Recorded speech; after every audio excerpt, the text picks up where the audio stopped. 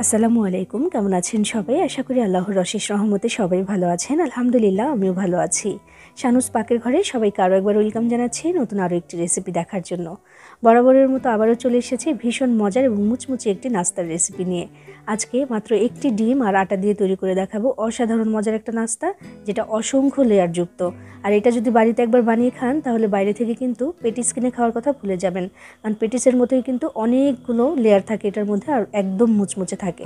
তো চলুন আজকে এই রেসিপিটা কীভাবে আমি তৈরি করেছি দেখে নেওয়া যাক। আর আপনি আমার ভিডিওতে একটা লাইক করে চ্যানেলটি সাবস্ক্রাইব করে পাশেই থাকবেন আশা করছি। বিসমিল্লাহির রহমানির রহিম। প্রথমেই আমি একটা মিক্সিং বোলে 2 কাপ আটা নিয়ে নিচ্ছি। আটার পরিবর্তে চাইলে ময়দা দিয়েও করতে পারবেন এটা। 1 চা চামচ দিয়ে দিচ্ছি এখানে চিনি আর স্বাদ মতো কিছুটা লবণ। এরপর এখানে দিচ্ছি 2 টেবিল চামচ তেল, সয়াবিন তেল দিয়েছি। এবার হাত দিয়ে খুব ভালোভাবে এই উপকরণগুলোকে একসাথে মিশিয়ে নিতে হবে। ভালো করে মেশানোর পরে দেখবেন যে মুঠ করলে মুঠ হয়ে যাবে, আবার ছেড়ে দিলে ঝরঝর করে পুড়েও যাবে। তখন বুঝতে হবে যে হ্যাঁ, ঠিকঠাক মাখা হয়েছে এটা। এবার নর্মাল পানি দিয়ে আমি এখানে একটা ডো তৈরি করে নেব, নর্মাল রুটি পরোটার জন্য যেমনটা বানাই তেমনই। আর পানিটা কিন্তু একবারে দেওয়া যাবে না, একটু অল্প অল্প করে আমি বারবারে দিচ্ছি একটু একটু করে। আর এখানে কিন্তু আমার পুরো 1 কাপ পরিমাণে পানি লাগবে না।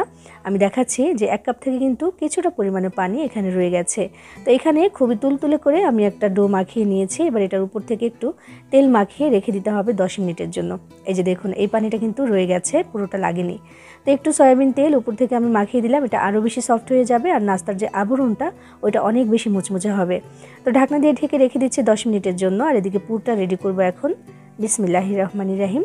চুলায় একটা প্যান দিয়ে তার মধ্যে মাত্র 1 চা চামচ তেল দিয়েছি, দিয়ে আমি আধা কাপ পরিমাণে পেঁয়াজ কুচি দিলাম। এখানে পেঁয়াজের পরিমাণটা একটু বেশি রেখেছি আজকে আমি। এরপর পেঁয়াজটাকে একটু নাড়াচাড়া করে নিচ্ছি একটু নরম হয়ে যাওয়া পর্যন্ত। তারপর দেবো এখানে গাজর। আমি এখানে আধা কাপ পরিমাণে গাজর কুচি দিয়ে দিচ্ছি। আর এই গাজরটা কিন্তু আমি গ্রেটারের সাহায্যে গ্রেট করে নিয়েছি যেন তাড়াতাড়ি সেদ্ধ হয়ে যায়। তো পেঁয়াজটার সাথে একসাথে একটু ভেজে নেব 2 মিনিটের মতো। এখানে কিন্তু তেলের পরিমাণ একেবারেই কম, মাত্র 1 চা চামচ দিয়েছিলাম, আর একটু দেবো ডিম ভাজার সময়। তো 2 মিনিটের মতো নাড়াচাড়া করে নিয়েছি, একটু নরম হয়ে এসেছে। এবার এক পাশ করে দিয়ে ওই যে পাশটা ওইখানে আমি আরও 1 চা চামচ তেল দিয়ে দিচ্ছি ডিমটা ভাজার জন্য। তো ডিম আমি আগে থেকেই ফাটিয়ে রেখেছিলাম, একটা ডিম নিয়েছি। তো ডিমটা দিয়ে দিলাম, দিয়ে এবার ভেঙে চুরে স্ক্রাম্বল করে নিতে হবে, একদম মানে ঝুড়ি ঝুড়ি করে নিতে হবে ডিমটাকে ভেজে। আমি যেই পরিমাণে গাজর নিয়েছি বা আমি এখানে একটু সেদ্ধ আলুও দেব, তো সেটার সাথে কিন্তু একটা ডিমই ঠিক আছে, চাইলে বেশিও দিতে পারেন, তো আমি একটাই দিয়েছি। তো এবার এই গাজরের সাথে একটু মিশিয়ে নিলাম, নিয়ে এখানে দিয়ে দিচ্ছি আমি কাঁচামরিচ কুচি 3 থেকে 4টির মতো হবে। এই মরিচটা খুব বেশি ঝাল না, আমি এটা দিয়ে দিলাম। ঝালের পরিমাণ যার যার পছন্দ মতো দিবেন। এরপর একসাথে মিশিয়ে নিয়ে আমি এখানে দিচ্ছি আধা চা চামচ লবণ, তারপর দিয়ে দিলাম ধনিয়া গুঁড়া, জিরার গুঁড়া আর লাল মরিচের গুঁড়া। এগুলো কিন্তু আমি আধা চা চামচ করে দিয়েছি। আর 1 চিমটি পরিমাণে গরম মশলার গুঁড়ো দিয়েছি, এটা দিলে ফ্লেভারটা খুব ভালো আসবে। এবার আমি এখানে সামান্য একটু পানি দিলাম যেন কাঁচা মশলার গন্ধটা চলে যায়। তো একটু নাড়াচাড়া করে নিচ্ছি, আর করতে গিয়ে মনে হলো যে আর একটু পানি দরকার। প্রথমে 2 টেবিল চামচের মতো দিয়েছিলাম, আমি এখানে দিলাম আরও 2 টেবিল চামচের মতো পানি। খুব বেশি পানির প্রয়োজন নেই, এগুলো কিন্তু এমনিতেই সেদ্ধ হয়ে যাবে, মানে ওই গাজরটা আর কি। তো একটু মিশিয়ে দিলাম, দেওয়ার পরে এখানে দিয়ে দিতে হবে আলু। আমি একটা আলু আগে থেকে সেদ্ধ করে এটাকে ম্যাশ করে রেখেছিলাম, তো সেটা এখানে দিয়ে দিচ্ছি, দিয়ে একসাথে মিশিয়ে নেব। আসলে আমার চ্যানেলে কিন্তু বেশিরভাগই নাস্তার রেসিপি, আর আমি পুরভরা যে নাস্তাগুলো বানাই সেটার জন্য পুর বানাই এক এক দিন এক এক রকম করে। তো আমি নানানভাবে ট্রাই করতে থাকি যে কোনটা বেশি ভালো লাগবে করে দেখি, এবং যেগুলো আমি করে দেখাই এগুলো কিন্তু মাশাআল্লাহ খুবই টেস্টি হয়। তো এক এক দিন আমি এক এক রকম করে দেখাই। তো আজকে এই গাজর কুচির সাথে আমি এই যে আলুটা দিলাম, এটা সেদ্ধ আলু দিয়েছি। তো দিয়ে কিন্তু ভালোই হয়েছে। আমি একটু নাড়াচাড়া করে মিশিয়ে নিয়েছি, নেওয়ার পরে এখানে আমি একটু ধনেপাতা কুচি দিলাম, দিয়ে কিন্তু আমাদের এই পুরটা রেডি হয়ে গেছে। আমি এবার এটাকে নামিয়ে ঠান্ডা করে নেব। একটু ভাজা ভাজা করলে কিন্তু সুন্দর হয় খেতে। তো নামিয়ে রাখছি। আর এদিকে যে আটাটা মাখিয়ে রেখেছিলাম আমি, সেটা কিন্তু প্রায় 10 মিনিটের মতো হয়ে গেছে, এটা অনেকটাই সফট হয়ে গেছে। এবার আরও একবার একটু ময়াম করে নিতে হবে বা মাখিয়ে নিতে হবে, এতে করে কিন্তু নাস্তাটা খুব ভালো হয়। তো দেখুন একটু মাখিয়ে নিলাম, একদম তুলতুলে একটা ডো আমার এখানে কিন্তু রেডি হয়ে গেছে। এবার আমি এটাকে 4 ভাগে ভাগ করে নিচ্ছি।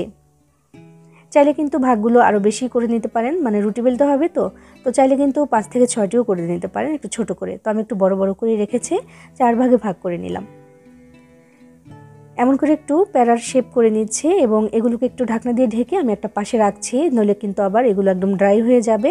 এই জন্য একটু ঢাকনা দিয়ে ঢেকে একটা পাশে রেখে আমি একটা স্যালারি তৈরি করে নেব। এখানে একটা ছোট বাটিতে আমি 2 টেবিল চামচ কর্নফ্লাওয়ার নিয়েছি, তার সাথে 2 টেবিল চামচ সয়াবিন তেল দিয়ে একটা সুন্দর ঘোল রেডি করে নেব এখানে।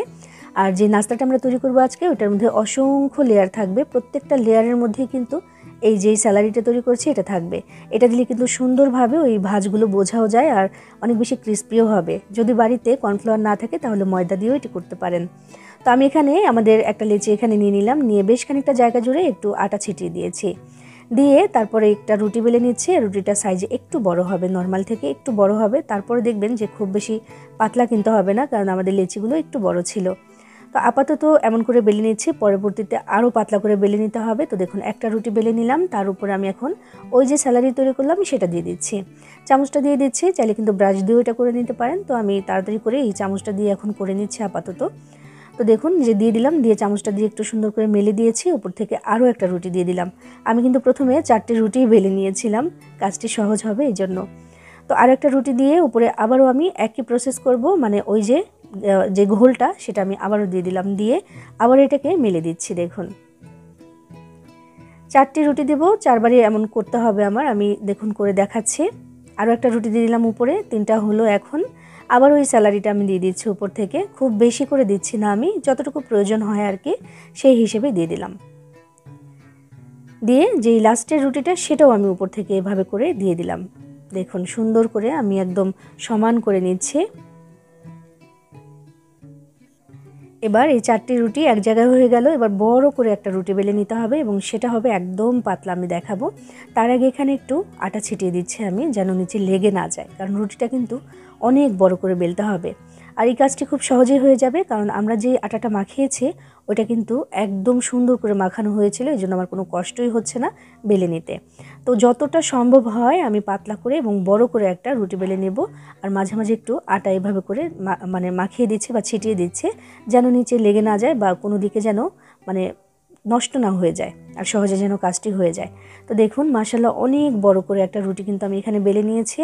আর এখন দেখে বোঝাই যাচ্ছে না যেখানে 4টি রুটি আছে, একদম একরকম হয়ে গেছে। আর কেমন হয়েছে দেখাচ্ছি, দেখুন অনেকটা পাতলা হয়ে গেছে, দেখেছেন? এখানে কিন্তু অনেকগুলো ভাঁজ হবে, আর পরবর্তীতে আরও অনেকগুলো লেয়ার পড়বে, এখানে অনেকগুলো ভাঁজ কিন্তু এমনিতেও হবে। তো দেখুন আমি যে বাদ বাকি যতটুকু স্যালারি ছিল না সেটা আমি এখানে দিয়ে দিলাম, দিয়ে একদম সুন্দর করে এখানে মাখিয়ে দিয়েছি, ছড়িয়ে দিয়েছি। এবার এক পাশ থেকে রুটিটা ধরে এভাবে করে এটাকে ফোল্ড করে আসতে হবে, অথবা মানে ভাঁজ দিয়ে আসতে হবে, ঠিক এমন করে একটু টাইট করে করতে হবে এই কাজটি, নইলে কিন্তু পরবর্তীতে একদম ভালো হবে না নাস্তাটা। এই জন্য যতটা সম্ভব হয়েছে আমি টাইট করে করার চেষ্টা করেছি। আর যে মানে লাস্টের যে অংশটা ওইখানে আমি একটু পানি দিয়ে দিলাম, দিয়ে এটাকে আটকে দেবো, এটার কোনো অবস্থাতে খুলে আসবে না ইনশাআল্লাহ। সামান্য একটু পানি দিয়ে এভাবে করে রোল করে নিলাম, আর দেখুন এটা একদম আটকে গেছে। আর অনেক বড় একটা রোল কিন্তু আমার এখানে রেডি হয়ে গেল। এটা দিয়ে কিন্তু অনেকগুলো নাস্তা হবে ইনশাআল্লাহ। তো অনেক বড়, তাই একটা ছুরি দিয়ে আমি মাঝখান থেকে প্রথমে কেটে নিলাম, যেহেতু ভিডিও করছি দেখাতে হবে ঠিকঠাক করে, তো সেই জন্যই কিন্তু আমি 2 ভাগ করে নিয়েছি। আর এই যে দেখুন একটু দেখিয়ে দিচ্ছি আমি যে কতগুলো লেয়ার পড়েছে এখানে, অনেক অনেক অনেক লেয়ার পড়েছে, যেগুলো আমি গুনে শেষ করতে পারবো না, দেখাও যাচ্ছে না এখন খালি চোখে এতগুলো। এগুলো ভাজার পরে বোঝা যাবে। তো এবার আমি এমন রোলের মতো ছোট ছোট করে কেটে নিচ্ছি। দেখুন এটাকে গোল করে নেওয়া যাবে, একটু ধরলে গোল হয়ে যায়। তো যে ছুরিটা দিয়ে চাপ না দিয়ে ঠিক এইভাবে করে একটু ধীরে সুস্থে কেটে নিতে হবে, যেন এই যে ভাঁজগুলো বা এই যে লেয়ারগুলো এগুলো যেন নষ্ট না হয়ে যায়। এই জন্য ঠিক এইভাবে করে আমি একটু ধৈর্য নিয়ে এগুলোকে কেটে নিচ্ছি। তো সবগুলো একইভাবে কেটে নিলাম, আর দেখুন মাশাআল্লাহ কত কত কত লেয়ার পড়েছে, দেখেছেন? অনেক অনেক অনেক লেয়ার পড়েছে। এবার আমি একটা নাস্তা বানিয়ে দেখাবো। প্রথমে আমি একটা নিলাম এখান থেকে, লেচি তো বলবো আমি এগুলোকে, কারণ লেচির মতোই হয়েছে। তো ছোট্ট একটা লেচি নিয়ে তারপর আমি এই যে এভাবে করে আলতো করে এটাকে বেলে নিলাম। কোনো আটা ময়দা কিছু ছিটাতে হবে না, এমনি করেই হয়ে যাবে। তো দিয়ে মাঝখানে একটু পুর দিয়ে দিলাম, আর একটু পানি লাগিয়ে দিচ্ছি সাইডে, দিয়ে এটাকে পুলি পিঠার মতো একটু ভাঁজ দিয়ে দেবো, শুধু আর কিচ্ছু না। ওই পানিটা কিন্তু আঠার কাজ করবে, এটা লেগে যাবে আর কোনো অবস্থাতে খুলে আসবে না ইনশাআল্লাহ। খুবই সহজে কিন্তু একটা নাস্তা আমার রেডি হয়ে গেল। তো ভাজার পরে কিন্তু এই ভাঁজগুলো দেখা যাবে। একইভাবে সবগুলো নিয়ে আমি ভাজতে চলে এসেছি। বিসমিল্লাহির রহমানির রহিম। চুলা আমি আগে থেকে তেল গরম হতে দিয়েছিলাম, তেলটা পুরোপুরি গরম হওয়ার আগেই কিন্তু নাস্তাগুলো দিয়ে দিতে হবে এক এক করে। অনেক বেশি গরম করলে দেখা যাবে যে একেবারে উপর থেকে কালার চলে আসবে, তবে ভাজা হবে না ঠিক করে, যেহেতু অনেকগুলো ভাজ আছে এই নাস্তার মধ্যে। তাই চুলার আঁচটাকে একটু কমিয়ে রেখে তারপর এগুলোকে একটু ধৈর্য নিয়ে 6 থেকে 7 মিনিটের মতো সময় লাগবে ভেজে নিতে হবে।